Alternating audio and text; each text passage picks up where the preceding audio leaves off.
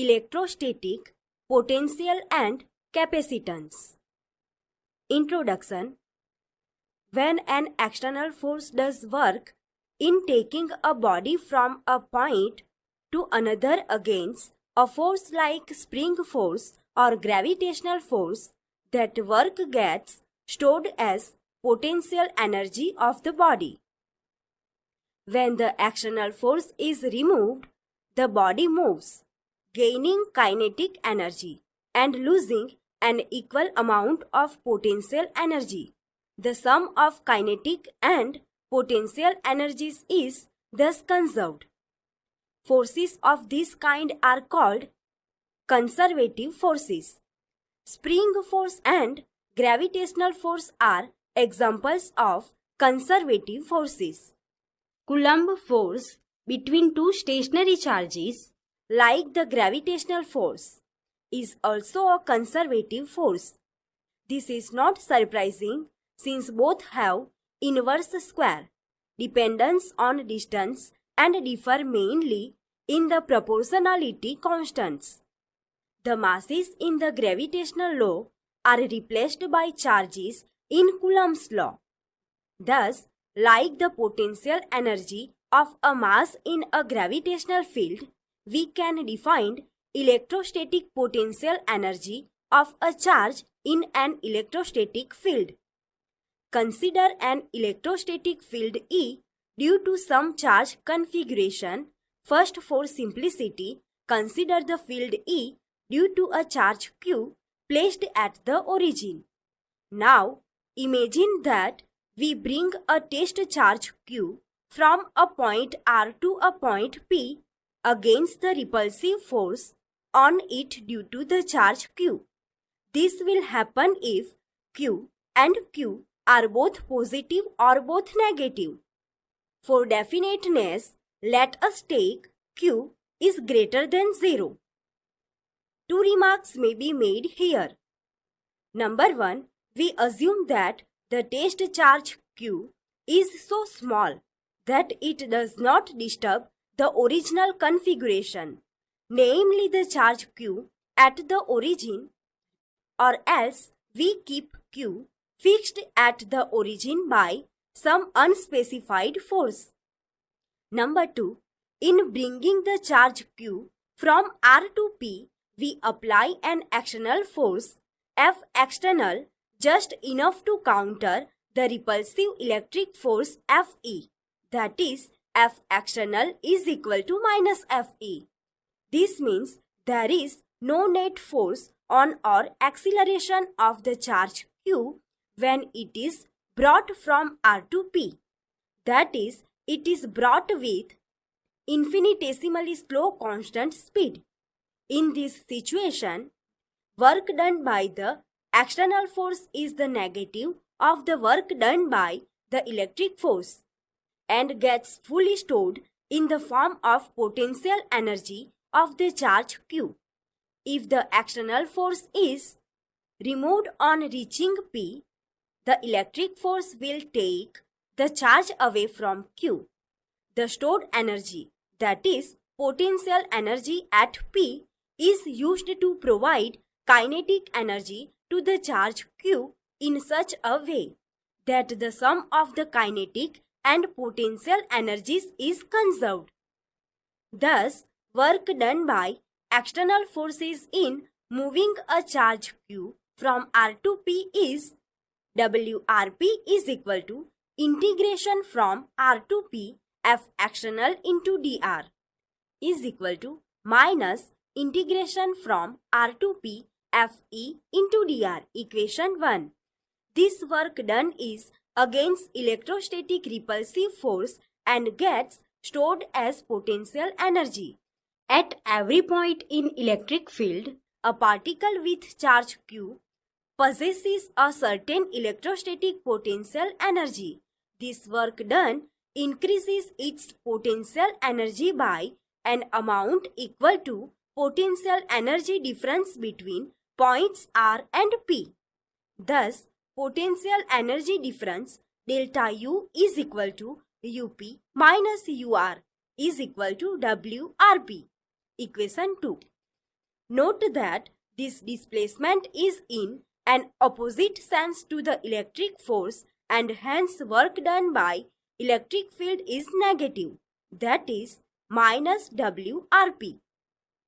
Therefore, we can define electric potential energy difference between 2 points as the work required to be done by an external force is moving, that is without accelerating, charge Q from one point to another for electric field of any arbitrary charge configuration. Two important comments may be made at this stage. Number 1. The right side of equation 2 depends only on the initial and final positions of the charge. It means that the work done by an electrostatic field in moving a charge from one point to another depends only on the initial and the final points and is independent of the path taken to go from one point to the other. This is the fundamental characteristic of a conservative force. The concept of the potential energy would not be meaningful if the work depended on the path. The path independence of work done by an electrostatic field can be proved using the Coulomb's law. We omit this proof here. Number 2. Equation 2 defines potential energy difference in terms of the physically meaningful quantity work. Clearly, potential energy so defined is undetermined to within an additive constant.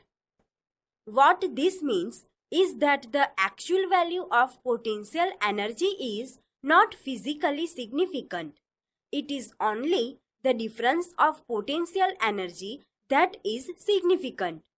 We can always add an arbitrary constant alpha to potential energy at every point, since this will not change the potential energy difference.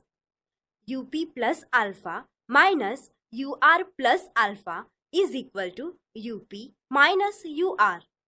Put it differently, there is a freedom in choosing the point where potential energy is zero. A convenient choice is to have electrostatic potential energy zero at infinity. With this choice, if we take the point R at infinity, we get from equation 2 W infinity P is equal to UP minus U infinity is equal to UP, equation 3. Since the point P is arbitrary, equation 3 provides us with a definition of potential energy of a charge Q at any point. Potential energy of charge Q at a point in the presence of field due to any charge configuration is the work done by the external force equal and opposite to the electric force in bringing the charge Q from infinity to that point. Electrostatic potential. Consider any general static charge configuration. We define potential energy of a test charge Q in terms of the work done on the charge Q. This work is obviously proportional to Q, since the force at any point is QE, where E is the electric field at that point due to the given charge configuration. It is, therefore, convenient to divide the work by the amount of charge Q, so that the resulting quantity is independent of Q. In other words, work done per unit test charge is characteristic of the electric field associated with the charge configuration. This leads to the idea of electrostatic potential V due to a given charge configuration. From equation 2, we get work done by external force in bringing a unit positive charge from point R to P is equal to VP minus VR is equal to UP minus UR upon Q. Equation 4, where Vp and Vr are the electrostatic potential at P and R respectively. Note as before that it is not the actual value of potential but the potential difference that is physically significant. We choose the potential to be 0 at infinity. Equation 4 implies work done by an external force in bringing a unit positive charge from infinity to a point is equal to electrostatic potential V at that point. In other words, the electrostatic potential V at any point in a region with electrostatic field is the work done in bringing a unit positive charge, that is, without acceleration from infinity to that point. The qualifying remarks made earlier regarding potential energy also apply to the definition of potential. To obtain the work done per unit test charge, we should take an infinitesimal test charge delta Q. Obtain the work done delta W in bringing it from infinity to the point and determine the ratio delta W upon delta Q. Also, the external force at every point of the path is to be equal and opposite to the electrostatic force on the test charge at that point. Potential due to a point charge. Consider a point charge Q at the origin. For definiteness, take Q to be positive. We wish to determine the potential at any point P with position vector R from the origin. For that, we must calculate the work done in bringing a unit positive test charge from infinity to the point P. For Q is greater than 0, the work done against the repulsive force on the test charge is positive. Since work done is independent of the path, we choose a convenient path along the radial direction from infinity to the point P. At some intermediate point P dash on the path, the electrostatic force on a unit positive charge is Q into 1 upon 4 pi epsilon 0 R dash square into R dash cap. Equation 5, where R dash cap is the unit vector along OP dash.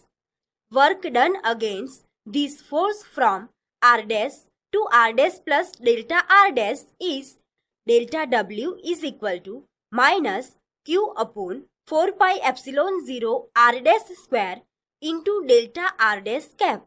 Equation 6. The negative sign appears because for delta R dash is less than 0, delta W is positive. Total work done W by the external force is obtained by integrating equation 6 from R dash is equal to infinity to R dash is equal to R. W is equal to minus integration from infinity to R Q upon 4 pi epsilon 0 R dash square into dr dash is equal to Q upon 4 pi epsilon 0 R dash at infinity to R is equal to Q upon 4 pi epsilon 0 R. Equation 7. This by definition is the potential at P due to the charge Q. V of R is equal to Q upon 4 pi epsilon 0 R. Equation 8. Equation 8 is true for any sign of the charge Q. Though we considered Q is greater than 0 in its derivation. For Q is less than 0, V is less than 0. That is, work done by the external force per unit positive test charge in bringing it from infinity to the point is negative. This is equivalent to saying that work done by the electrostatic force in bringing the unit positive charge from infinity to the point P is positive. This is as it should be, since for Q is less than 0, the force on a unit positive test charge is attractive, so that the electrostatic force and the displacement from infinity to P are in the same direction. Finally, we note that equation 8 is consistent with the choice that potential at infinity be 0. Figure shows how the electrostatic potential proportional to 1 upon r and the electrostatic field proportional to 1 upon r square varies with r. Example 1. A. Calculate the potential at a point P due to a charge of 4 into 10 raised to minus 7 coulomb located 9 cm away. B. Hence obtain the work done in bringing a charge of 2 into 10 raised to minus 9 coulomb from infinity to the point P.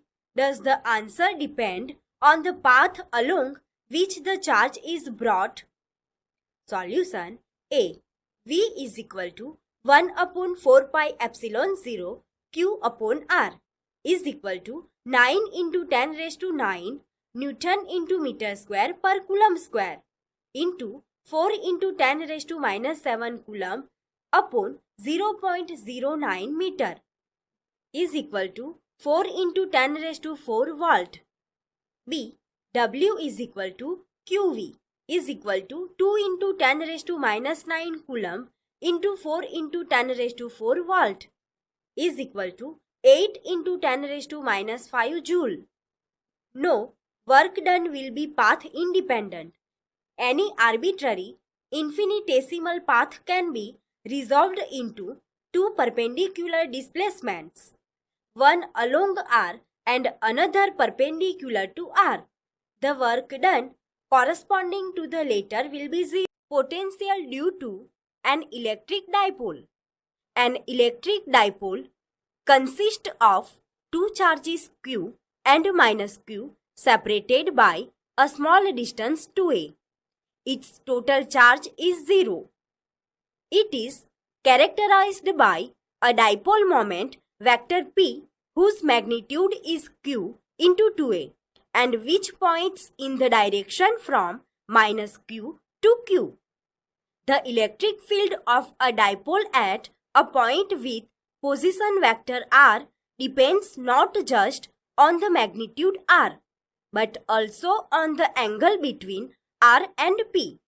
Further, the field falls off at large distance not as 1 upon r square, typical of field due to a single charge, but as 1 upon r cube.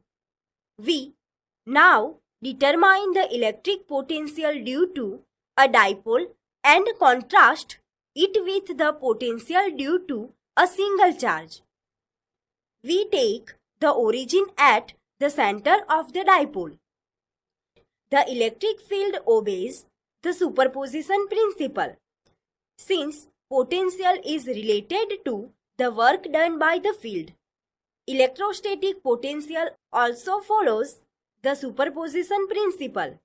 Thus, the potential due to the dipole is the sum of potentials due to the charges Q and minus Q.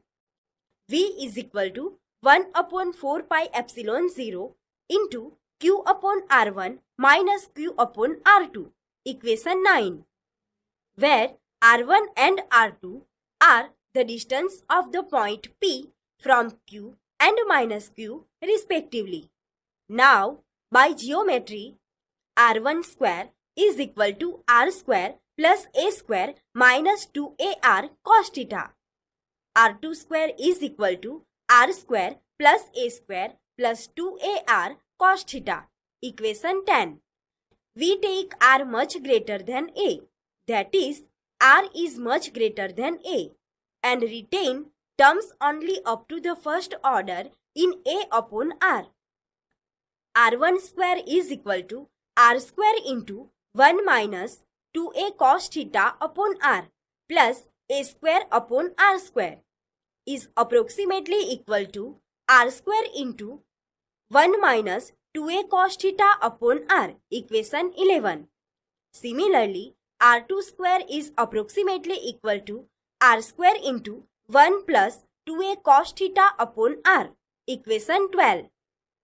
Using the binomial theorem and retaining terms up to the first order in a upon r, we obtain 1 upon r1 is approximately equal to 1 upon r into 1 minus 2a cos theta upon r whole raised to minus 1 upon 2 is approximately equal to 1 upon r into 1 plus a upon r cos theta, equation 13a. 1 upon r2 is approximately equal to 1 upon r into 1 plus 2a cos theta upon r whole raised to minus 1 upon 2 is approximately equal to 1 upon r into 1 minus a upon r cos theta, equation 13b. Using equations 9 and 13 and p is equal to 2qa, we get v is equal to q upon 4 pi epsilon 0 2a cos theta upon r square is equal to p cos theta upon 4 pi epsilon 0 r square, equation 14. Now, p cos theta is equal to p into r cap, where r cap unit vector along the position vector OP. The electric potential of a dipole is then given by V is equal to 1 upon 4 pi epsilon 0 p into r cap upon r square, where r is much greater than a, equation 15. Equation 15 is, as indicated, approximately true only for distances large compared to the size of the dipole, so that higher order terms in a upon r are negligible. For a point dipole P at the origin, equation 15 is however exact. From equation 15, potential on the dipole axis theta is equal to 0, pi is given by V is equal to plus or minus 1 upon 4 pi epsilon 0 p upon r square, equation 16. Positive sign for theta is equal to 0. Negative sign for theta is equal to pi. The potential in the equatorial plane theta is equal to pi by 2 is 0. The important contrasting features of electric potential of a dipole from that due to a single charge. Number 1. The potential due to a dipole depends not just on r but also on the angle between the position vector r and the dipole moment vector p. It is, however, axially symmetric about p. That is, if you rotate the position vector r about p, keeping theta fixed, the points corresponding to p on the cone so generated will have the same potential as at p. Number 2. The electric dipole potential falls off at large distance as 1 upon r square, not as 1 upon r, characteristic of the potential due to a single charge. Potential due to a system of charges. Consider a system of charges q1, q2 up to qn with position vectors r1, r2 up to rn relative to some origin. The potential V1 at P due to the charge Q1 is V1 is equal to 1 upon 4 pi epsilon 0 Q1 upon R1P, where R1P distance between Q1 and P. Similarly, the potential V2 at P due to Q2 and V3 due to Q3 are given by V2 is equal to 1 upon 4 pi epsilon 0 Q2 upon R2P. V3 is equal to 1 upon 4 pi epsilon 0 Q3 upon R3P, where R2P and R3P are the distances of P from charges Q2 and Q3 respectively, and so on for the potential due to other charges. By the superposition principle, the potential V at P due to the total charge configuration is the algebraic sum of the potentials due to the individual charges. V is equal to V1 plus V2 plus up to plus Vn. Equation 17 is equal to 1 upon 4 pi epsilon 0 into Q1 upon R1P plus Q2 upon R2P plus up to plus Qn upon Rnp. Equation 18. If we have a continuous charge distribution characterized by a charge density rho of R, we divide it into small volume elements, each of size delta V, and carrying a charge rho into delta V. We then determine the potential due to each volume element and sum, strictly speaking, integrate over all such contributions and thus determine the potential due to the entire distribution. For a uniformly charged spherical shell, the electric field outside the shell is as if the entire charge is concentrated at the center. Thus, the potential outside the cell is given by V is equal to 1 upon 4 pi epsilon 0 Q upon R, where R is greater than or equal to R. Equation 19a, where Q is the total charge on the shell and R its radius. The electric field inside the shell is 0. This implies that potential is constant inside the shell, as no work is done in moving a charge inside the shell, and therefore equals its value at the surface, which is V is equal to 1 upon 4 pi epsilon 0 Q upon R. Equation 19b. Example 2. Two charges 3 into 10 raised to minus 8 coulomb and minus 2 into 10 raised to minus 8 coulomb are located 15 cm apart. At what point on the line joining the two charges is the electric potential 0? Take the potential at infinity to be 0. Solution. Let us take the origin O at the location of the positive charge. The line joining the two charges is taken to be the x-axis.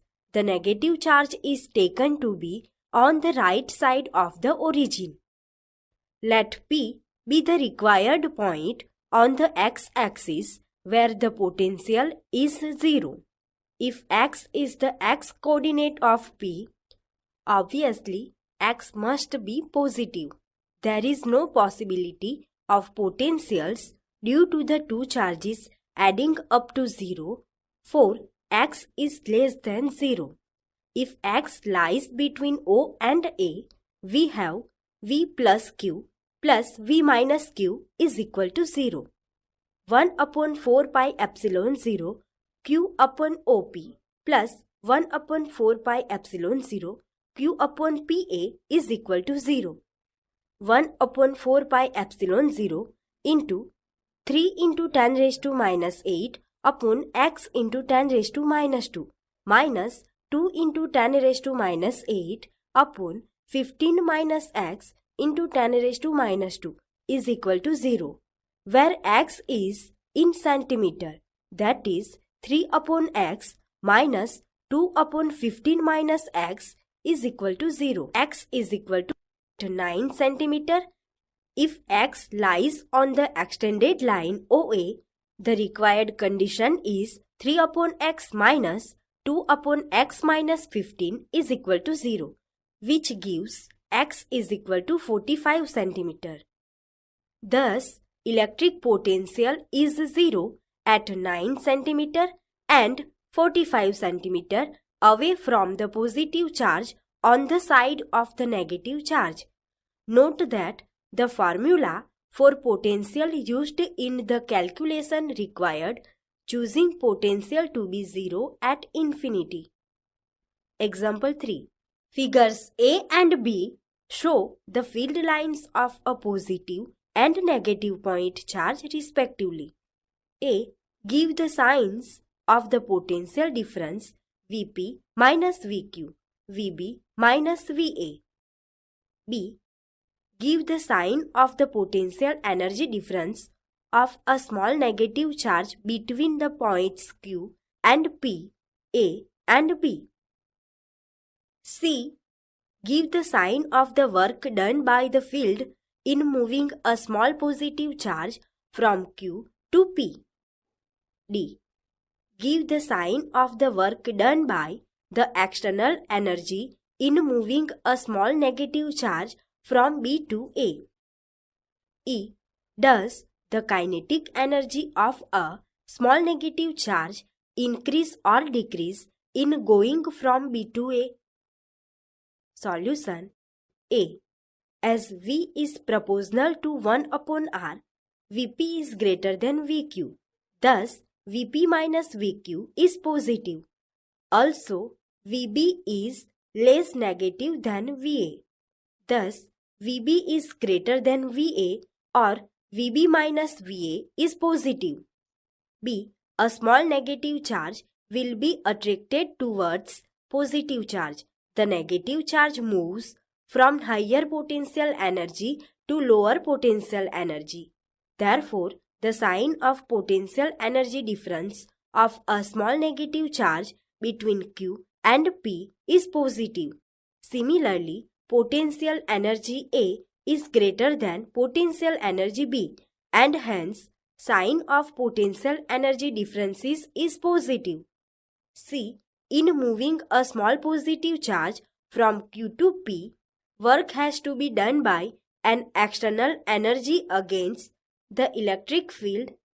Therefore, work done by the field is negative. D. In moving a small negative charge from B to A, work has to be done by the external energy. It is positive. E.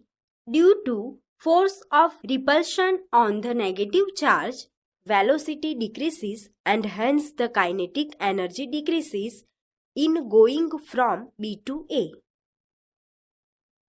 Equipotential surfaces.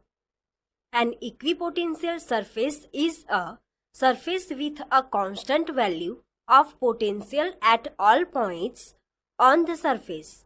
For a single charge Q, the potential is given by equation 8. V is equal to 1 upon 4 pi epsilon 0 Q upon R. This shows that V is a constant if R is constant. Thus, equipotential surfaces of a single point charge are concentric spherical surfaces centered at the charge. Now, the electric field lines for a single charge Q are radial lines starting from or ending at the charge. Depending on whether Q is positive or negative, the electric field at every point is normal to the equipotential surface passing through that point. This is true in general. For any charge configuration, equipotential surface through a point is normal to the electric field at that point. The proof of this statement is simple. If the field were not normal to the equipotential surface, it would have non-zero component along the surface. To move a unit test charge against the direction of the component of the field, work would have to be done. But this is in contradiction to the definition of an equipotential surface. There is no potential difference between any two points on the surface, and no work is required to move a test charge on the surface. The electric field must, therefore, be normal to the equipotential surface at every point. Equipotential surfaces offer an alternative visual picture in addition to the picture of electric field lines around a charge configuration. for a uniform electric field E, say along the x-axis. The equipotential surfaces are planes normal to the x-axis, that is, planes parallel to the yz plane. Equipotential surfaces for A, a dipole, and B, two identical positive charges. Relation between field and potential. Consider two closely spaced equipotential surfaces A and B with potential values V and V plus delta V, where delta V is the change in V in the direction of the electric field E. Let P be a point on the surface B. Delta L is the perpendicular distance of the surface A from P. Imagine that a unit positive charge is moved along this perpendicular from the surface B to surface A against the electric field. The work done in this process is mod of E into delta L. This work equals the potential difference VA minus VB. Thus, mod of E into delta L is equal to V minus V plus delta V is equal to minus delta V. That is, mod of E is equal to minus delta V upon delta L, equation 20. Since delta V is negative, delta V is equal to minus mod of delta V. We can rewrite equation 20 as mod of E is equal to minus delta V upon delta L is equal to plus mod of delta V upon delta L, equation 21. Two important conclusions concerning the relation between electric field and potential. Number 1. Electric field is in the direction in which the potential decreases steepest. Number 2. Its magnitude is given by the change in the magnitude of potential per unit displacement normal to the equipotential surface at the point. Potential energy of a system of charges. Consider first the simple case of two charges Q1 and Q2 with position vector R1 and R2 relative to some origin. Let us calculate the work done externally in building up this configuration. This means that we consider the charges Q1 and Q2 initially at infinity and determine the work done by an external agency to bring the charges to the given locations. Suppose first the charge Q1 is brought from infinity to the point R1. There is no external field against which work needs to be done. So work done in bringing Q1 from infinity to R1 is 0. This charge produces a potential in space given by V1 is equal to 1 upon 4 pi epsilon 0 Q1 upon R1p, where R1p is distance of a point P in space from the location of Q1. From the definition of potential, work done in bringing charge Q2 from infinity to the point R2 is Q2 times the potential at R2 due to Q1. Work done on Q2 is equal to 1 upon 4 pi epsilon 0 Q1 Q2 upon R12, where R12 is distance between points 1 and 2. Since electrostatic force is conservative, this work gets stored in the form of potential energy of the system. Thus, the potential energy of a system of two charges Q1 and Q2 is U is equal to 1 upon 4 pi epsilon 0 Q1 Q2 upon R12. Equation 22. Obviously, if Q2 was brought first to its present location and Q1 brought later, the potential energy U would be the same. More generally, the potential energy expression, equation 22, is unaltered whatever way the charges are brought to the specified locations. because of path independence of work for electrostatic force. Equation 22 is true for any sign of Q1 and Q2. If Q1, Q2 is greater than 0, potential energy is positive. For like charges, Q1, Q2 is greater than 0. Electrostatic force is repulsive and a positive amount of work is needed to be done against this force to bring the charges from infinity to a finite distance apart. For unlike charges, Q1, Q2 is less than 0, the electrostatic force is attractive. In that case, a positive amount of work is needed against this force to take the charges from the given location to infinity.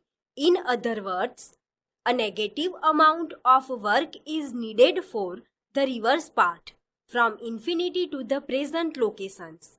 So, the potential energy is negative. Equation 22 is easily generalized for a system of any number of point charges. Let us calculate the potential energy of a system of three charges Q1, Q2 and Q3 located at R1, R2, R3 respectively. To bring Q1 first from infinity to R1, no work is required. Next we bring Q2 from infinity to R2. As before, work done in this step is Q2 V1 of R2 is equal to 1 upon 4 pi epsilon 0 Q1 Q2 upon R12. Equation 23. The charges Q1 and Q2 produce a potential which at any point P is given by V12 is equal to 1 upon 4 pi epsilon 0 into Q1 upon R1P plus Q2 upon R2P. Equation 24. Work done next in bringing Q3 from infinity to the point R3 is Q3 times V12 at R3. Q3 V12 of R3 is equal to 1 upon 4 pi epsilon 0 into Q1 Q3 upon R13 plus Q2 Q3 upon R23. Equation 25. The total work done in assembling the charges at the given locations is obtained by adding the work done in different steps. Equation 23 and equation 25.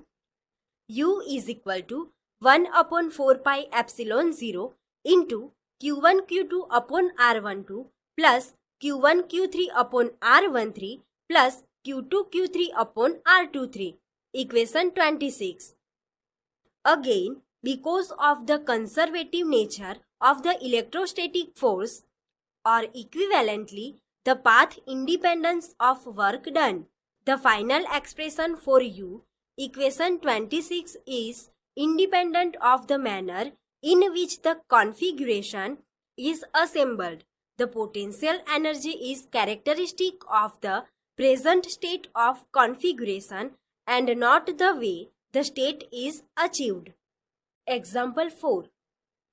Four charges are arranged at the corners of a square ABCD of side D.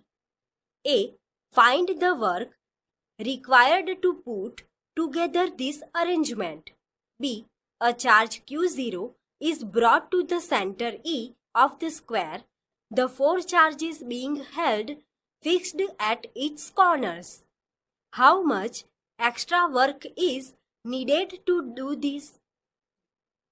Solution. A. Since the work done depends on the final arrangement of the charges and not on how they are put together, we calculate work needed for one way of putting the charges at A, B, C and D. Suppose first the charge plus Q is brought to A and then the charges minus Q, plus Q and minus Q are brought to B, C and D respectively. The total work needed can be calculated in steps. Number 1. work needed to bring charge plus Q to A when no charge is present elsewhere. This is 0. Number 2. Work needed to bring minus Q to B when plus Q is at A. This is given by charge at B into electrostatic potential at B due to charge plus Q at A is equal to minus Q into Q upon 4 pi epsilon 0 D is equal to minus Q square upon 4 pi epsilon 0 D. Number 3. Work needed to bring charge plus Q to C when plus Q is at A and minus Q is at B. This is given by charge at C into potential at C due to charges at A and B is equal to plus Q into plus Q upon 4 pi epsilon 0 D root 2 plus minus Q upon 4 pi epsilon 0 D is equal to minus Q square upon 4 pi epsilon 0 D into 1 minus 1 upon root 2. Number 4. Work needed to bring minus Q to D when plus Q at A minus Q at B and plus Q at C. This is given by charge at D into potential at D due to charges at A, B and C is equal to minus Q into plus Q upon 4 pi epsilon 0 D plus minus Q upon 4 pi epsilon 0 D root 2 plus Q upon 4 pi epsilon 0 D is equal to minus Q square upon 4 pi epsilon 0 D into 2 minus 1 upon root 2. Add the work done in steps 1, 2, 3 and 4. The total work required is equal to minus Q square upon 4 pi epsilon 0 D into 0 plus 1 minus 1 upon root 2 plus 2 minus 1 upon root 2 is equal to minus Q square upon 4 pi epsilon 0 D into 4 minus root 2. The work done depends only on the arrangement of the charges and not how they are assembled. This is the total electrostatic energy of the charges. B. The extra work necessary to bring a charge Q0 to the point E when the 4 charges are at A, B, C and D is Q0 into electrostatic potential at E due to the charges at A, B, C and D. The electrostatic potential at E is clearly 0 since potential due to A and C is cancelled by that due to B and D. Hence, no work is required to bring any charge to point E. Potential energy in an external field. Potential energy of a single charge. In previous section, the source of the electric field was specified. The charges and their locations and the potential energy of the system of those charges was determined. In this section, we ask a related but a distinct question: what is the potential energy of a charge Q in a given field? This question was, in fact, the starting point that led us to the notion of the electrostatic potential, but here we address this question again to clarify in what way it is different from the discussion in previous section. The main difference is that we are now concerned with the potential energy of a charge or charges in an external field. The external field E is not produced by the given charges whose potential energy we wish to calculate. E is produced by sources external to the given charges. The external sources may be known, but often they are unknown or unspecified. What is specified is the electric field E or the electrostatic potential V due to the external sources. We assume that the charge Q does not significantly affect the sources producing the external field. This is true if Q is very small or the external sources are held fixed by the other unspecified forces. Even if Q is finite, its influence on the external sources may still be ignored in the situation when very strong sources far away at infinity produce a finite field E in the region of interest. Note again that we are interested in determining the potential energy of a given charge Q and later a system of charges in the external field. We are not interested in the potential energy of the sources producing the external electric field. The external electric field E and the corresponding external potential V may vary from point to point. By definition, V at a point P is the work done in bringing a unit positive charge from infinity to the point P. We continue to take potential at infinity to be zero, thus work done in bringing a charge Q from infinity to the point P in the external field is Q into V. This work is stored in the form of potential energy of Q. If the point P has position vector r relative to some origin, we can write potential energy of Q at r in an external field is equal to Q into V of r, equation 27, where V of r is external potential at the point r. Thus, if an electron with charge Q is equal to E is equal to 1.6 into 10 raised to minus 19 coulomb is accelerated by a potential difference of delta V is equal to 1 volt. It would gain energy of Q into delta V is equal to 1.6 into 10 raised to minus 19 joule. This unit of energy is defined as 1 electron volt or 1 eV. That is, 1 electron volt is equal to 1.6 into 10 raised to minus 19 joule. The units based on electron volt are most commonly used in atomic, nuclear and particle physics. 1 kilo electron volt is equal to 10 cube electron volt is equal to 1.6 into 10 raised to minus 16 joule. 1 mega electron volt is equal to 10 raised to 6 electron volt is equal to 1.6 into 10 raised to minus 13 joule.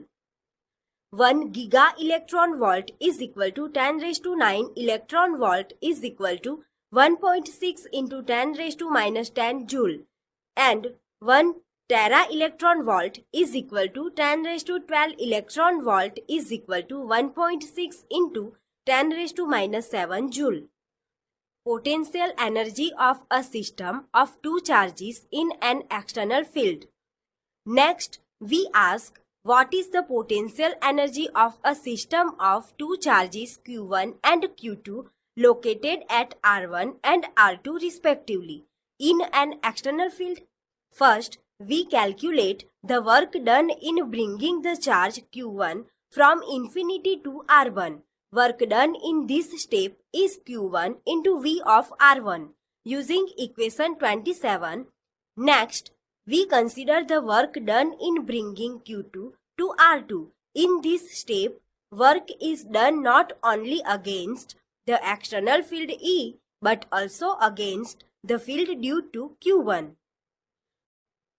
Work done on Q2 against the external field is equal to Q2 into V of R2. Work done on Q2 against the field due to Q1 is equal to Q1 Q2 upon 4 pi epsilon 0 R12, where R12 is distance between Q1 and Q2. We have made use of equations 27 and 22. By the superposition principle for fields, we add up the work done on Q2 against the two fields E and that due to Q1. Work done in bringing Q2 to R2 is equal to Q2 into V of R2 plus Q1 Q2 upon 4 pi epsilon 0 R12. Equation 28. Thus, potential energy of the system is equal to the total work done in assembling the configuration is equal to Q1 into V of R1 plus Q2 into V of R2 plus Q1 Q2 upon 4 pi epsilon 0 R12. Equation 29. Example 5. A. Determine the electrostatic potential energy of a system consisting of two charges 7 microcoulomb and -2 microcoulomb and with no external field placed at -9 cm 0 0 and 9 cm 0 0 respectively. B. How much work is required to separate the two charges infinitely away from each other?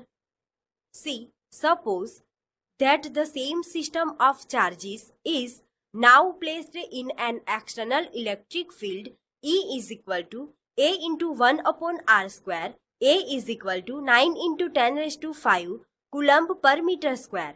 What would the electrostatic energy of the configuration be? Solution. A. R is equal to 9 plus 9 is equal to 18 centimeter is equal to 0.18 meter. U is equal to 1 upon 4 pi epsilon 0 Q1 Q2 upon R is equal to 9 into 10 raised to 9 into 7 into -2 into 10 raised to -12 upon 0.18 is equal to -0.7 joule. B. W is equal to U2 minus U1 is equal to 0 minus U is equal to 0 minus -0.7 is equal to 0.7 joule. C. The mutual interaction energy of the two charges remains unchanged. In addition, there is the energy of interaction of the two charges with the external electric field. We find Q1 into V of R1 plus Q2 into V of R2 is equal to A into 7 microcoulomb upon 0.09 meter plus A into -2 microcoulomb upon 0.09 meter, and the net electrostatic energy is Q1 into V of R1 plus Q2 into V of R2 plus Q1 Q2 upon 4 pi epsilon 0 R12 is equal to A into 7 microcoulomb upon 0.09 meter plus A into -2 microcoulomb upon 0.09 meter minus 0.7 joule is equal to 70 minus 20 minus 0.7 is equal to 49.3 joule. Potential energy of a dipole in an external field. Consider a dipole with charges Q1 is equal to plus Q and Q2 is equal to minus Q, placed in a uniform electric field E. In a uniform electric field, the dipole experiences no net force, but experiences a torque τ given by τ is equal to P into E, equation 30, which will tend to rotate it unless P is parallel or anti-parallel to E. Suppose an external torque τ external is applied in such a manner that it just neutralizes this torque and rotates it in the plane of paper from angle θ0 to angle θ1 at an infinitesimal angular speed and without angular acceleration. The amount of work done by the external torque will be given by W is equal to integration from θ0 to θ1 to external of θ into dθ is equal to integration from θ0 to θ1 Pe sin θ into dθ is equal to Pe into cos theta 0 minus cos theta 1. Equation 31. This work is stored as the potential energy of the system. We can then associate potential energy U of theta with an inclination theta of the dipole. Similar to the other potential energies, there is a freedom in choosing the angle where the potential energy U is taken to be 0. A natural choice is to take theta 0 is equal to pi by 2. An explanation for it is provided towards the end of discussion. We can then write U of theta is equal to Pe into cos pi by 2 minus cos theta is equal to minus Pe cos theta is equal to minus P into E, equation 32. We apply equation 29 to the present system of two charges plus Q and minus Q.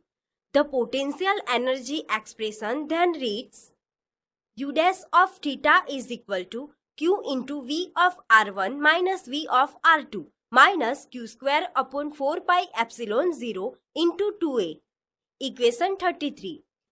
Here R1 and R2 denote the position vectors of plus Q and minus Q. Now the potential difference between positions R1 and R2 equals the work done in bringing a unit positive charge against field from R2 to R1. The displacement parallel to the force is 2A cos theta. Thus, V of R1 minus V of R2 is equal to minus E into 2A cos theta. We thus obtain U dash of theta is equal to minus Pe cos theta minus Q square upon 4 pi epsilon 0 into 2A is equal to minus P into E minus Q square upon 4 pi epsilon 0 into 2A. Equation 34. We note that U dash of theta differs from U of theta by a quantity which is just a constant for a given dipole. Since a constant is insignificant for potential energy, we can drop the second term in equation 34 and it then reduce to equation 32. We can now understand why we took theta 0 is equal to pi by 2. In this case, the work done against the external field E in bringing plus Q and minus Q are equal and opposite and cancel out. That is, Q into V of R1 minus V of R2 is equal to 0. Example 6. A molecule of a substance has a permanent electric dipole moment of magnitude 10 raised to minus 29 coulomb into meter. A mole of this substance is polarized at low temperature by applying a strong electrostatic field of magnitude 10 raised to 6 volt per meter. The direction of the field is suddenly changed by an angle of 60 degree. Estimate the heat released by the substance in aligning its dipoles along the new direction of the field. For simplicity, assume 100% polarization of the sample. Solution. Here, dipole moment of each molecule is equal to 10 raised to minus 29 coulomb into meter. As 1 mole of the substance contains 6 into 10 raised to 23 molecules. Total dipole moment of all the molecules P is equal to 6 into 10 raised to 23 into 10 raised to minus 29 coulomb into meter is equal to 6 into 10 raised to minus 6 coulomb into meter. Initial potential energy Ui is equal to minus Pe cos theta is equal to minus 6 into 10 raised to minus 6 into 10 raised to 6 cos 0 degree is equal to minus 6 joule. Final potential energy when theta is equal to 60 degree, UF is equal to minus 6 into 10 raised to minus 6 into 10 raised to 6 cos 60 degree is equal to minus 3 joule. Change in potential energy is equal to minus 3 joule minus 6 joule is equal to 3 joule. So, there is loss in potential energy. This must be the energy released by the substance in the form of heat in aligning its dipoles. Electrostatics of conductors. Conductors contain mobile charge carriers. In metallic conductors, these charge carriers are electrons. In a metal, the outer, that is valence electrons, part away from their atoms and are free to move. These electrons are free within the metal but not free to leave the metal. The free electrons form a kind of gas. They collide with each other and with the ions and move randomly in different directions. In an external electric field, they drift against the direction of the field. The positive ions made up of the nuclei and the bound electrons remain held in their fixed positions.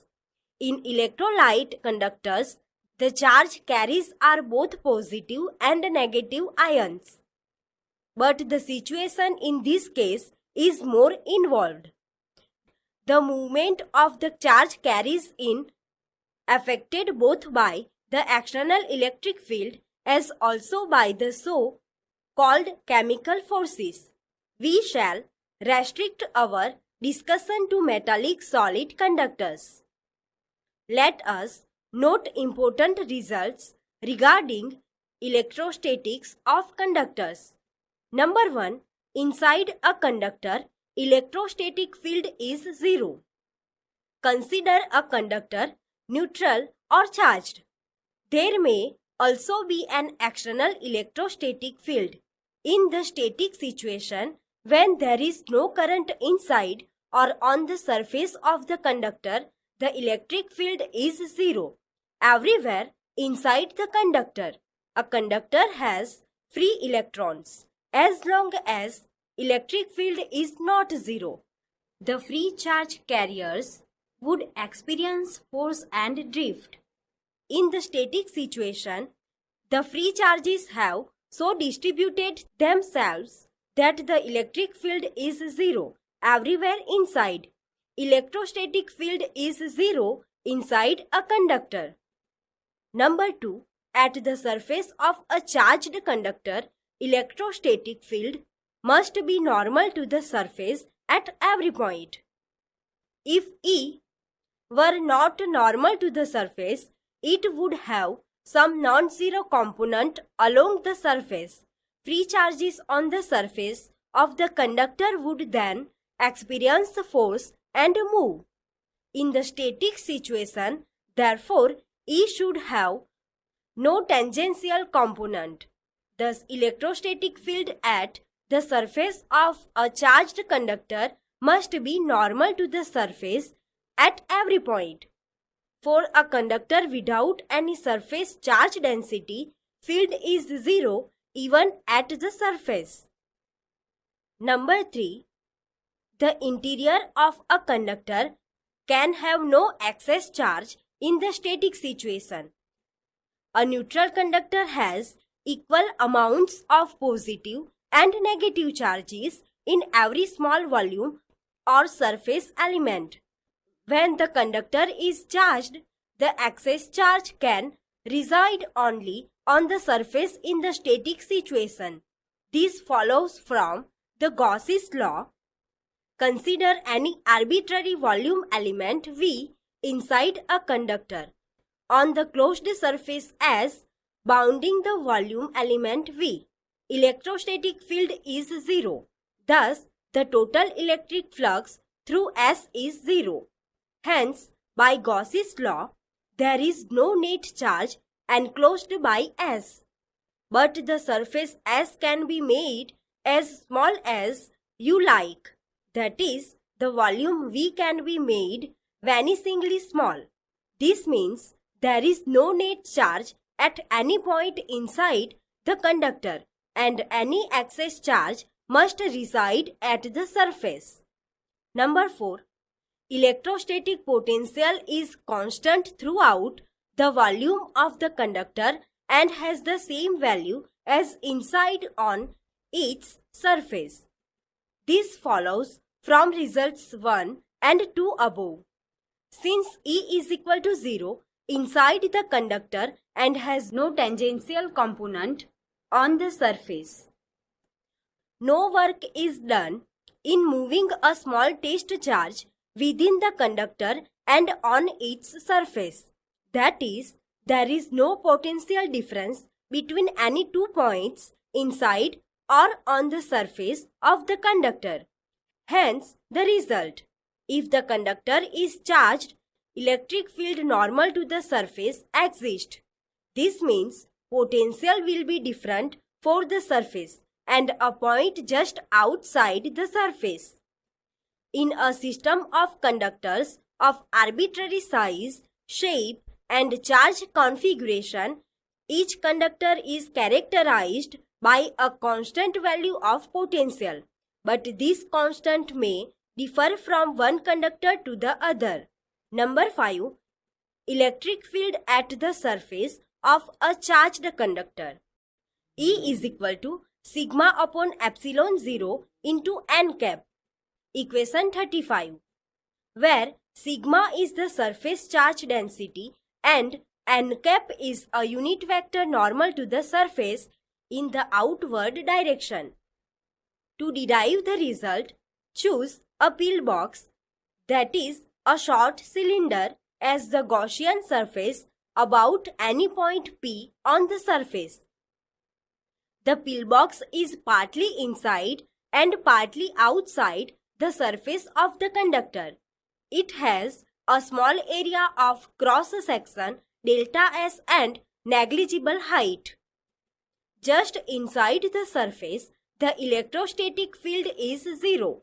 Just outside, the field is normal to the surface with magnitude E.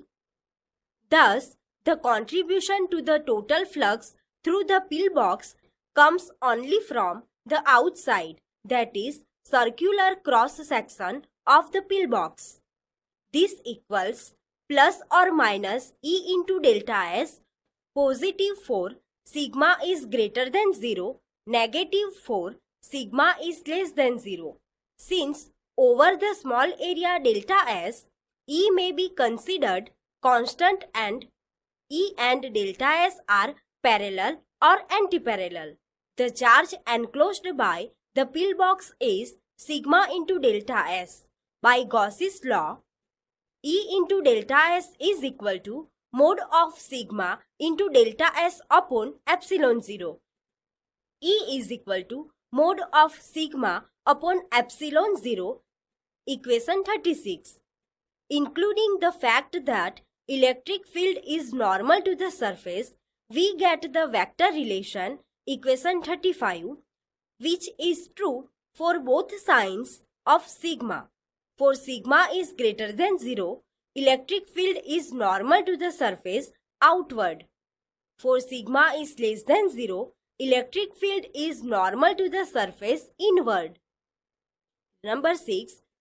Electrostatic shielding. Consider a conductor with a cavity with no charges inside the cavity.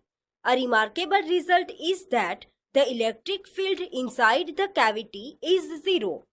Whatever be the size and shape of the cavity and whatever be the charge on the conductor and the external fields in which it might be placed, the electric field inside a charged spherical shell is 0.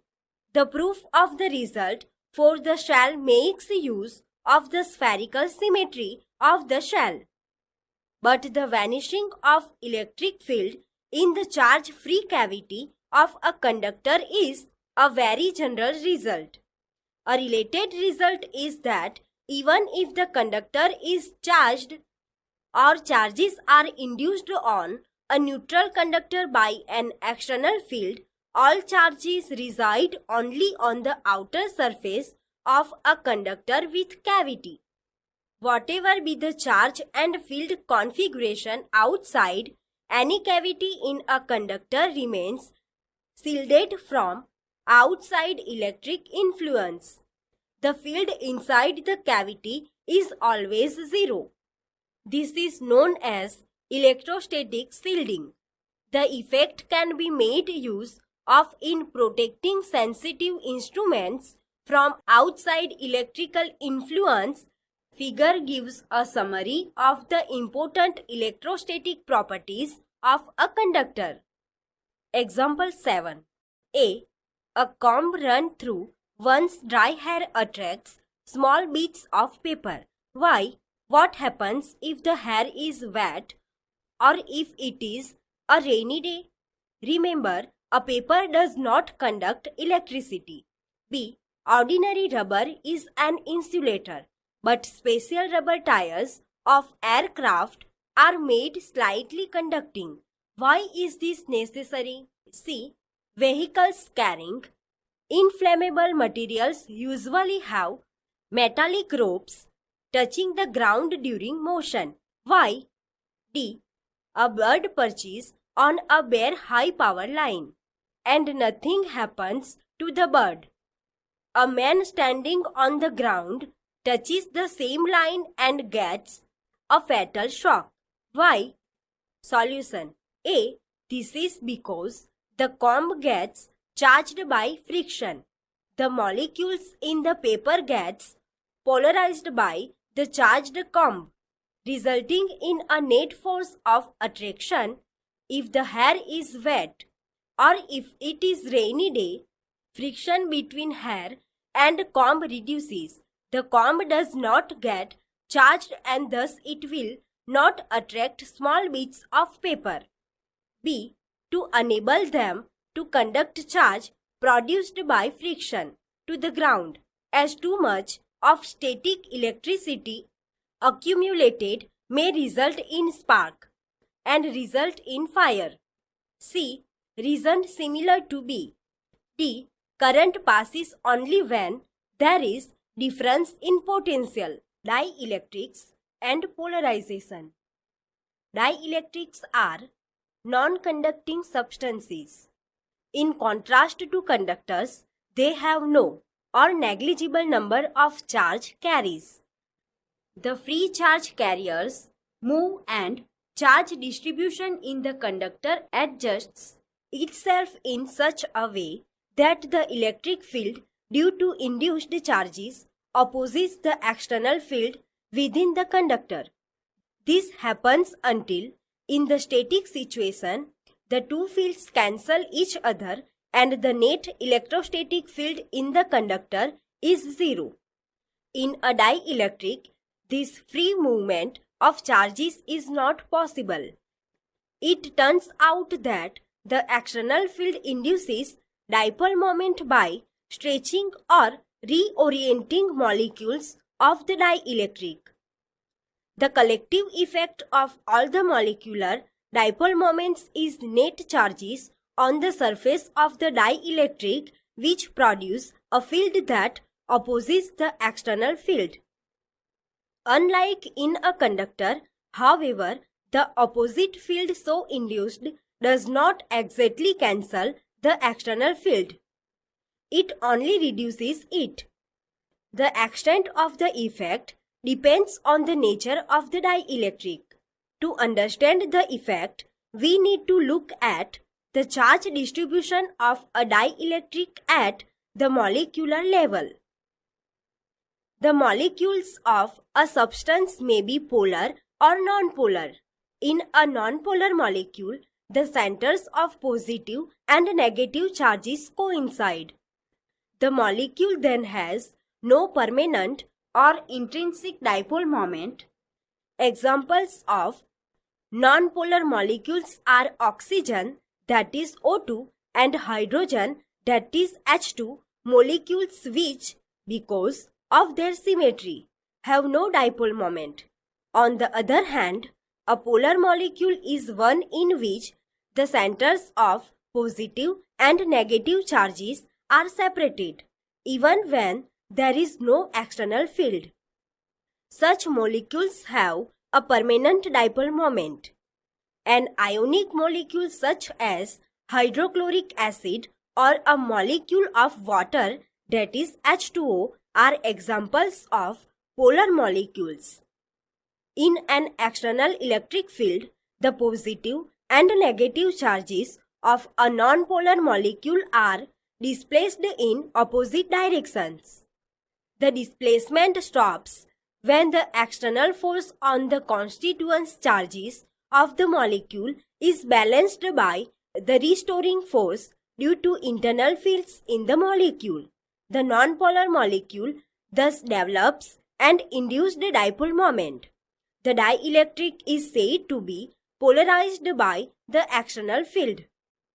We consider only the simple situation when the induced dipole moment is in the direction of the field and is proportional to the field strength.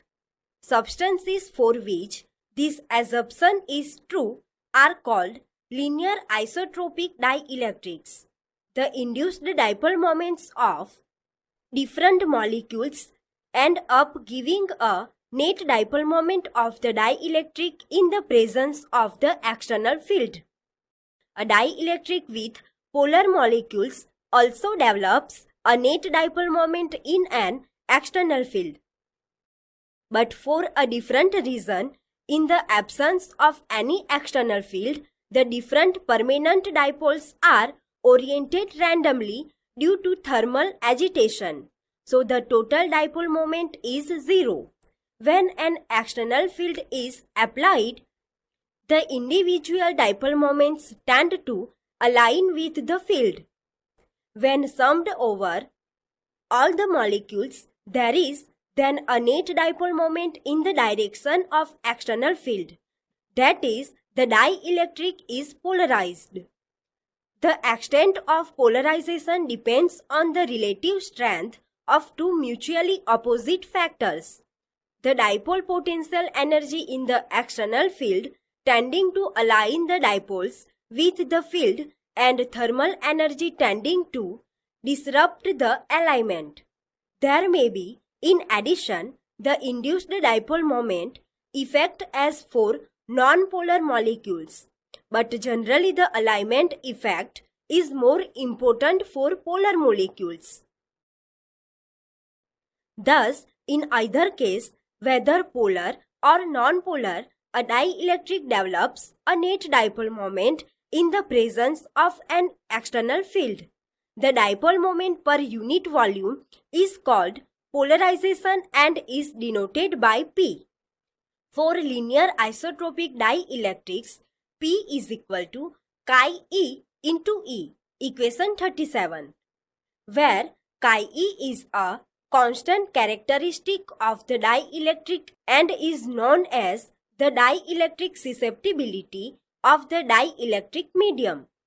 It is possible to relate chi E to the molecular properties of the substance, but we shall not pursue that here. The question is, how does the polarized dielectric modify the original external field inside it? Let us consider, for simplicity, a rectangular dielectric slab placed in a uniform external field E0 parallel to two of its faces. The field causes a uniform polarization P of the dielectric. Thus, every volume element delta V of the slab has a dipole moment P into delta V in the direction of the field. The volume element delta V is macroscopically small but contains a very large number of molecular dipoles. Anywhere inside the dielectric, the volume element delta V has no net charge. Through it has net dipole moment. This is because the positive charge of one dipole sits close to the negative charge of the adjacent dipole. However, at the surfaces of the dielectric normal to the electric field, there is evidently a net charge density. The positive ends of the dipoles remain unneutralized at the right surface and the negative ends at the left surface. The unbalanced charges are the induced charges due to the external field. Thus, the polarized dielectric is equivalent to two charged surfaces with induced surface charge densities, say sigma p and minus sigma p. Clearly, the field produced by these surface charges opposes the external field. The total field in the dielectric is thereby reduced from the case when no dielectric is present. We should note that the surface charge density plus or minus sigma p arises from bound, that is, not free charges in the dielectric. Capacitors and capacitance. A capacitor is a system of two conductors separated by an insulator. The conductors have charges, say Q1 and Q2, and potentials V1 and V2. Usually, in practice, the two conductors have charges Q and minus Q with potential difference V is equal to V1 minus V2 between them. We shall consider only this kind of charge configuration of the capacitor. The conductors may be so charged by connecting them to the two terminals of a battery. Q is called the charge of the capacitor. Through this, in fact, is the charge on one of the conductors.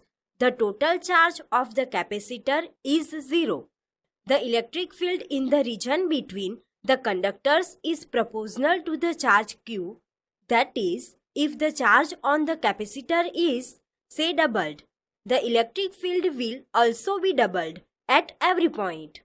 Now, potential difference V is the work done per unit positive charge in taking a small test charge from the conductor 2 to 1 against the field. Consequently, V is also proportional to Q, and the ratio Q upon V is a constant. C is equal to Q upon V, equation 38. The constant C is called the capacitance of the capacitor.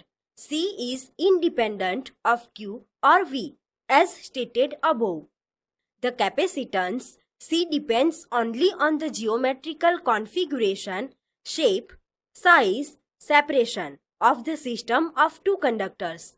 The SI unit of capacitance is 1 farad is equal to 1 coulomb per volt, or 1 F is equal to 1 CV raised to minus 1. A capacitor with fixed capacitance is symbolically shown as this symbol, while the one with variable capacitance is shown as this symbol. Equation 38 shows that for large C, V is small for a given Q. This means a capacitor with large capacitance can hold large amount of charge Q at a relatively small V. High potential difference implies strong electric field around the conductors.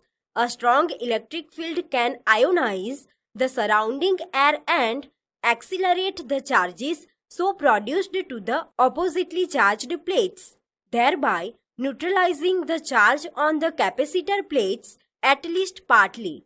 In other words, the charge of the capacitor leaks away due to the reduction in insulating power of the intervening medium. The maximum electric field that a dielectric medium can withstand without breakdown of its insulating property is called its dielectric strength. For air, it is about 3 into 10 raised to 6 volt per meter. For a separation between conductors of the order of 1 centimeter or so, this field corresponds to a potential difference of 3 into 10 raised to 4 volt between the conductors. Thus, for a capacitor to store a large amount of charge without leaking, its capacitance should be high enough so that the potential difference and hence the electric field do not exceed the breakdown limits. Put differently, there is a limit to the amount of charge that can be stored on a given capacitor without significant leaking. In practice, A farad is a very big unit. The most common units are its submultiples. 1 microfarad is equal to 10 raised to minus 6 farad. 1 nanofarad is equal to 10 raised to minus 9 farad. 1 picofarad is equal to 10 raised to minus 12 farad, etc. The parallel plate capacitor. A parallel plate capacitor consists of two large plane, parallel conducting plates separated by a small distance. We first take the intervening medium between the plates to be vacuum. Let A be the area of each plate and D the separation between them. The two plates have charges Q and minus Q. Since D is much smaller than the linear dimension of the plates, D square is much less than A, we can use the result on electric field by an infinite plane sheet of uniform surface charge density. Plate 1 has surface charge density sigma is equal to Q upon A, and plate 2 has a surface charge density minus sigma. Using equation 33, the electric field in different regions is: outer region I, region above the plate 1. E is equal to sigma upon 2 epsilon 0 minus sigma upon 2 epsilon 0 is equal to 0. Equation 39. Outer region 2, region below the plate 2. E is equal to sigma upon 2 epsilon 0 minus sigma upon 2 epsilon 0 is equal to 0. Equation 40. In the inner region between the plates 1 and 2, the electric fields due to the two charged plates add up, giving E is equal to sigma upon 2 epsilon 0 plus sigma upon 2 epsilon 0 is equal to sigma upon epsilon 0 is equal to Q upon epsilon 0 A. Equation 41. The direction of electric field is from the positive to the negative plate. Thus, the electric field is localized between the two plates and is uniform throughout. For plates with finite area, this will not be true near the outer boundaries of the plates. The field lines bend outward at the edges, an effect called fringing of the field. By the same token, sigma will not be strictly uniform on the entire plate. However, for D square is much less than A, these effects can be ignored in the regions sufficiently far from the edges, and the field there is given by equation 41.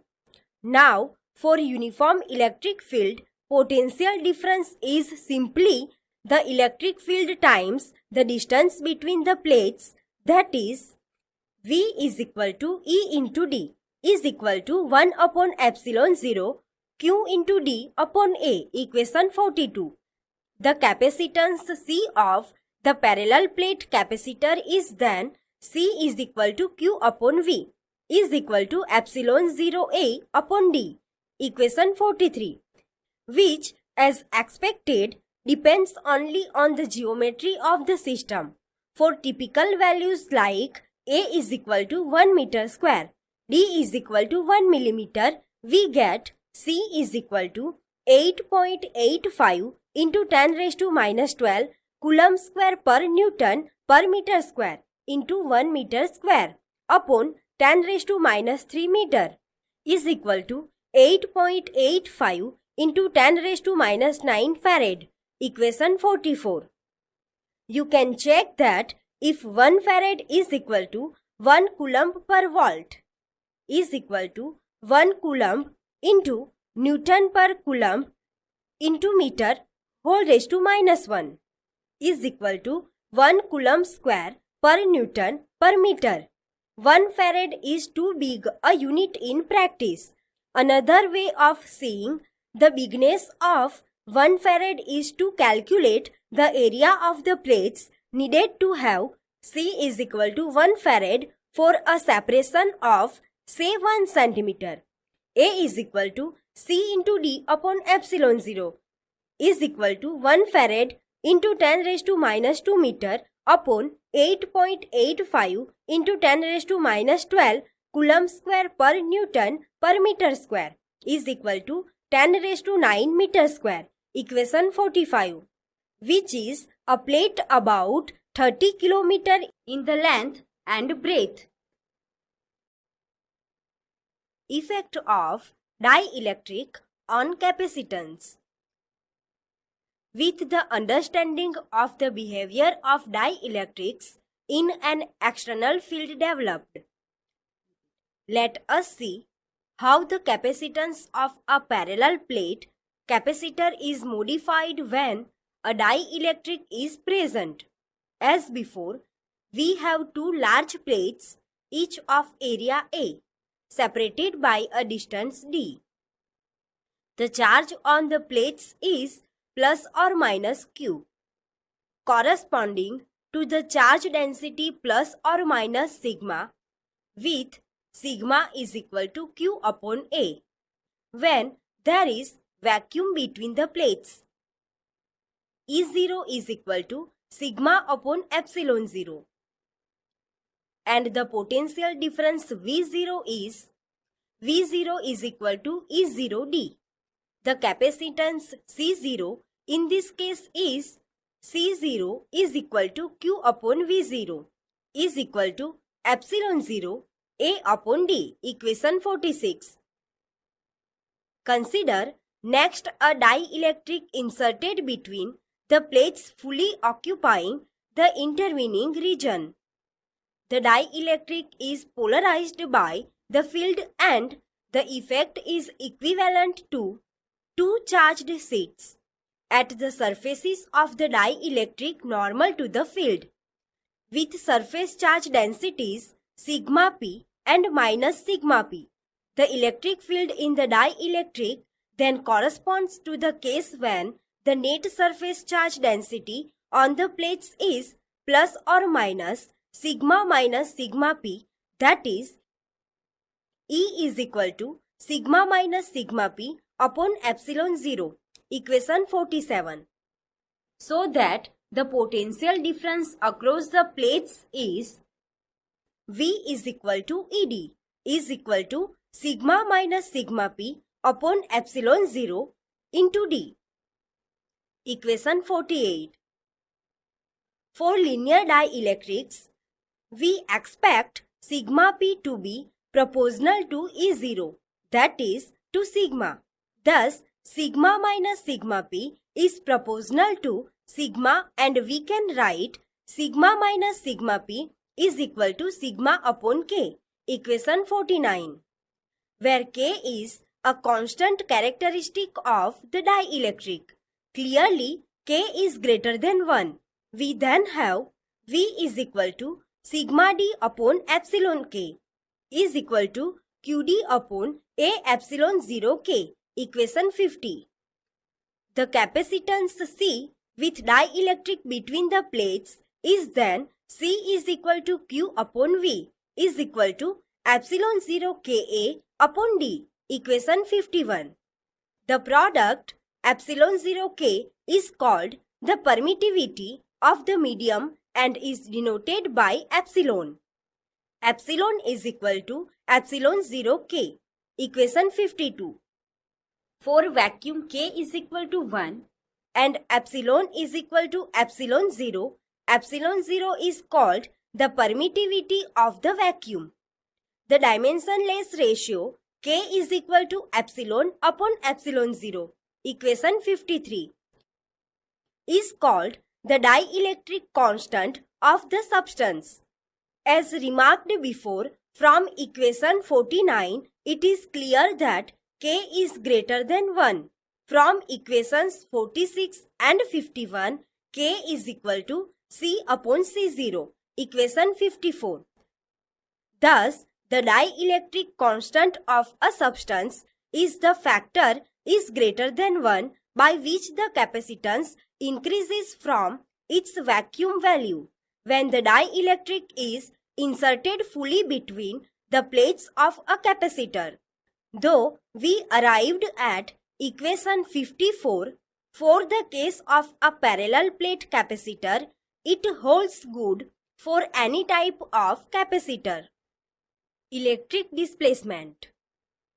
We have introduced the notion of dielectric constant and arrived at equation 54 without giving the explicit relation between the induced charge density sigma p and the polarization p. We take without proof the result that sigma p is equal to p into n cap, where n cap is a unit vector along the outward normal to the surface. Above equation is general, true for any shape of the dielectric. For the slab in figure, P is along n cap at the right surface and opposite to n cap at the left surface. Thus, at the right surface, induced charge density is positive and at the left surface, it is negative. As guessed already in our qualitative discussion before, putting the equation for electric field in vector form, E into n cap is equal to sigma minus P into n cap upon epsilon 0, or epsilon 0 E plus P into n cap is equal to sigma. The quantity epsilon 0 E plus P is called the electric displacement and is denoted by D. It is a vector quantity. Thus, D is equal to epsilon 0 E plus P. D into n cap is equal to sigma. The significance of D is this: in vacuum, E is related to the free charge density sigma. When a dielectric medium is present, the corresponding role is taken up by D. For a dielectric medium, it is D, not E, that is directly related to free charge density sigma. As seen in above equation, since P is in the same direction as E, all the three vectors P, E and D are parallel. The ratio of magnitudes of D and E is D upon E is equal to sigma epsilon 0 upon sigma minus sigma P is equal to epsilon 0 K. Thus, D is equal to epsilon 0 Ke and P is equal to D minus epsilon 0 E is equal to epsilon 0 into K minus 1 into E. This gives for the electric susceptibility chi E defined in equation 37. Chi E is equal to epsilon 0 into K minus 1. Example 8. A slab of material of dielectric constant K has the same area as the plates of a parallel plate capacitor, but has a thickness 3 upon 4 D, where D is the separation of the plates. How is the capacitance changed when the slab is inserted between the plates? Solution: let E0 is equal to V0 upon D be the electric field between the plates when there is no dielectric, and the potential difference is V0. If the dielectric is now inserted, the electric field in the dielectric will be E is equal to E0 upon K. The potential difference will then be V is equal to V air plus V dielectric is equal to E0 into D minus T plus E0 upon K into T is equal to E0 into D minus 3 upon 4 D plus E0 upon K into 3 upon 4 D. V is equal to E0 into 1 upon 4 D plus E0 upon K into 3 upon 4 D. V is equal to E0 D into 1 upon 4 plus 3 upon 4K is equal to V0 into K plus 3 upon 4K. The potential difference decreases by the factor K plus 3 upon 4K, while the free charge Q0 on the plates remains unchanged. The capacitance thus increases. C is equal to Q0 upon V is equal to 4K upon K plus 3 into Q0 upon V0 is equal to 4K upon K plus 3 into C0. Combination of capacitors. We can combine several capacitors of capacitance C1, C2 up to Cn to obtain a system with some effective capacitance C. The effective capacitance depends on the way the individual capacitors are combined. Two simple possibilities are below. Capacitors in series.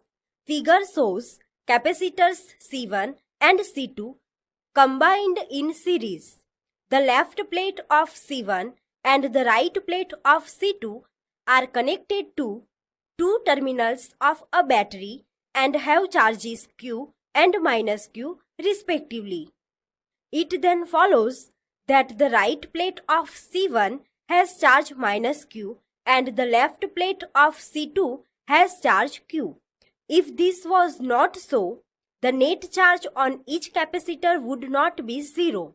This would result in an electric field in the conductor connecting C1 and C2. Charge would flow until the net charge on both C1 and C2 is zero and there is no electric field in the conductor connecting C1 and C2. Thus, in the series combination, charges on the two plates plus or minus Q are the same on each capacitor. The total potential drop V across the combination is the sum of the potential drops V1 and V2 across C1 and C2 respectively.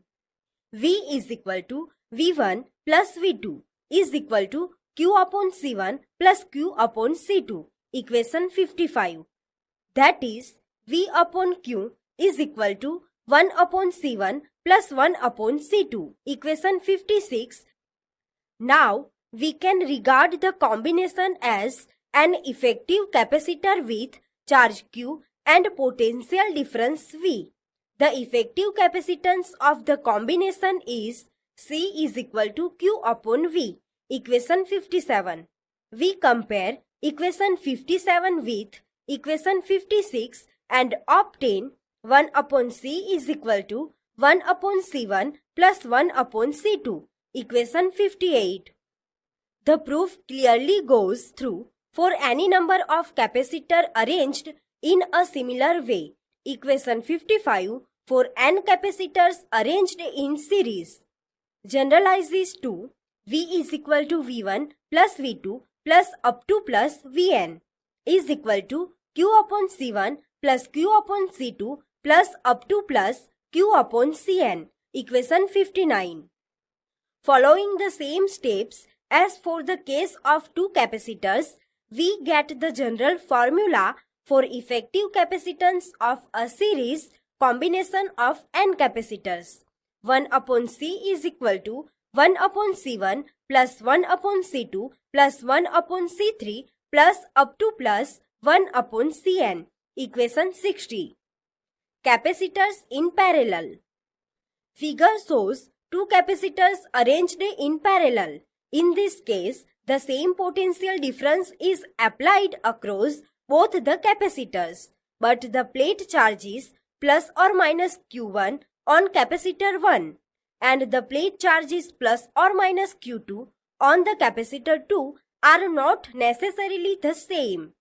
Q1 is equal to C1V, Q2 is equal to C2V. Equation 61. The equivalent capacitor is 1 with charge. Q is equal to Q1 plus Q2. Equation 62. And potential difference V, Q is equal to CV, is equal to C1V plus C2V. Equation 63. The effective capacitance C is from equation 63, C is equal to C1 plus C2. Equation 64. The general formula for effective capacitance C for parallel combination of n capacitors follows similarly. Q is equal to Q1 plus Q2 plus up to plus Qn. Equation 65. That is, CV is equal to C1V plus C2V plus up to plus CNV. equation 66, which gives C is equal to C1 plus C2 plus up to plus Cn, equation 67. Example 9. A network of 4 10 microfarad capacitors is connected to a 500 volt supply. Determine A. The equivalent capacitance of the network and B. The charge on each capacitor. Note, the charge on a capacitor is the charge on the plate with higher potential equal and opposite to the charge on the plate with lower potential. Solution A. In the given network, C1, C2 and C3 are connected in series. The effective capacitance C dash of these three capacitors is given by 1 upon C dash is equal to 1 upon C1 plus 1 upon C2 plus 1 upon C3. For C1 is equal to C2 is equal to C3 is equal to 10 microfarad is equal to 1 upon 10 microfarad plus 1 upon 10 microfarad plus 1 upon 10 microfarad. 1 upon C dash is equal to 3 upon 10 microfarad. C dash is equal to 10 upon 3 microfarad. The network has C dash and C4 connected in parallel. Thus, the equivalent capacitance C of the network is C is equal to C dash plus C4 is equal to 10 upon 3 plus 10 microfarad is equal to 13.3 microfarad. B. Clearly, from the figure, the charge on each of the capacitors C1, C2 and C3 is the same. Say Q. Let the charge on C4 be Q dash. Now, since the potential difference across AB is Q upon C1, across BC is Q upon C2, across CD is Q upon C3, we have Q upon C1 plus Q upon C2 plus Q upon C3 is equal to 500 volt. Also, Q dash upon C4 is equal to 500 volt. This gives, for the given value of the capacitance, Q is equal to 500 volt into 10 upon 3 microfarad is equal to 1.7 into 10 raised to minus 3 coulomb, and Q dash is equal to 500 volt into 10 microfarad is equal to 5.0 into 10 raised to minus 3 coulomb. Energy stored in a capacitor. A capacitor is a system of two conductors with charge Q and minus Q. To determine the energy stored in this configuration, consider initially two uncharged conductors 1 and 2. Imagine next a process of transferring charge from conductor 2 to conductor 1 bit by bit, so that at the end conductor 1 gets charge Q.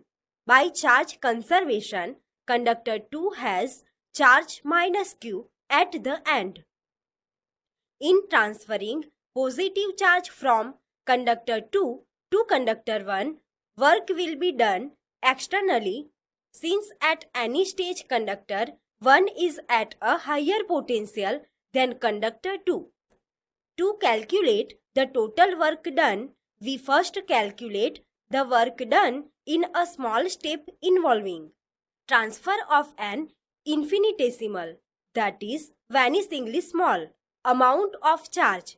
Consider the intermediate situation when the conductors 1 and 2 have charges Q dash and minus Q dash respectively. At this stage, the potential difference V dash between conductors 1 to 2 is Q dash upon C, where C is the capacitance of the system. Next, imagine that a small charge delta Q dash is transferred from conductor 2 to 1. Work done in this step delta W dash resulting in charge Q dash on conductor 1 increasing to Q dash plus delta Q dash is given by delta W is equal to V dash into delta Q dash is equal to Q upon C into delta Q dash. Equation 68. Since delta Q dash can be made as small as we like, equation 68 can be written as delta W is equal to 1 upon 2C into Q dash plus delta Q dash whole square minus Q dash square. Equation 69. Equations 68 and 69 are identical because the term of second order in delta Q dash, that is delta Q dash square upon 2C, is negligible since delta Q dash is arbitrarily small. The total work done, W, is the sum of the small work delta W over the very large number of steps involved in building the charge Q dash from 0 to Q, sum over all steps. W is equal to summation sum over all steps delta W is equal to summation sum over all steps 1 upon 2C into Q dash plus delta Q dash whole square minus Q dash square. Equation 70 is equal to 1 upon 2C into delta Q dash minus 0 plus 2 delta Q dash whole square minus delta Q dash square plus 3 delta Q dash whole square minus 2 delta Q dash whole square plus up to plus Q square minus Q minus delta Q dash whole square. Equation 71 is equal to 1 upon 2C into Q square minus 0 is equal to Q square upon 2C. Equation 72. The same result can be obtained directly from equation 68 by integration. W is equal to integration from 0 to Q dash upon C into delta Q dash is equal to 1 upon C Q dash square upon 2 at 0 to Q is equal to Q square upon 2C. We can write the final result, equation 72, in different ways. W is equal to Q square upon 2C is equal to 1 upon 2 CV square is equal to 1 upon 2 QV. Equation 73. Since electrostatic force is conservative, this work is stored in the form of potential energy of the system. For the same reason, the final result for potential energy is independent of the manner in which the charge configuration of the capacitor is built up. When the capacitor discharges, this stored up energy is released. It is possible to view the potential energy of the capacitor as stored in the electric field between the plates. To see this, consider for simplicity a parallel plate capacitor of area A of each plate and separation D between the plates. Energy stored in the capacitor is equal to 1 upon 2 Q square upon C is equal to A sigma whole square upon 2 into D upon epsilon 0 A. Equation 74. The surface charge density sigma is related to the electric field E between the plates. E is equal to sigma upon epsilon 0. Equation 75. From equations 74 and 75, we get energy stored in the capacitor U is equal to 1 upon 2 epsilon 0 E square into AD. Equation 76. Note that AD is the volume of the region between the plates where electric field alone exists. If we define energy density as energy stored per unit volume of space, energy density of electric field U is equal to 1 upon 2 epsilon 0 E square. Equation 77. Though we derived equation 77 for the case of a parallel plate capacitor, the result on energy density of an electric field is, in fact, very general and holds true for electric field due to any configuration of charges. Example 10. A 900 picofarad capacitor is charged by 100 volt battery. How much electrostatic energy is stored by the capacitor? B. The capacitor is disconnected from the battery and connected to another 900 picofarad capacitor. What is the electrostatic energy stored by the system? Solution A. The charge on the capacitor is Q is equal to CV is equal to 900 into 10 raised to minus 12 Faraday into 100 volt is equal to 9 into 10 raised to minus 8 Coulomb. The energy stored by the capacitor is equal to 1 upon 2 CV square is equal to 1 upon 2 QV is equal to 1 upon 2 into 9 into 10 raised to minus 8 Coulomb into 100 volt is equal to 4.5 into 10 raised to minus 6 joule. B. In the steady situation, the two capacitors have their positive plates at the same potential and their negative plates at the same potential. Let the common potential difference be V dash. The charge on each capacitor is then Q dash is equal to CV dash. By charge conservation, Q dash is equal to Q upon 2. This implies V dash is equal to V upon 2. The total energy of the system is equal to 2 into 1 upon 2 Q dash V dash is equal to 1 upon 4 QV is equal to 2.25 into 10 raised to minus 6 joule. Thus, in going from A to B, though no charge is lost, the final energy is only half the initial energy. Where has the remaining energy gone? There is a transient period before the system settles to the situation B. During this period, a transient current flows from the first capacitor to the second. Energy is lost during this time in the form of heat and electromagnetic radiation.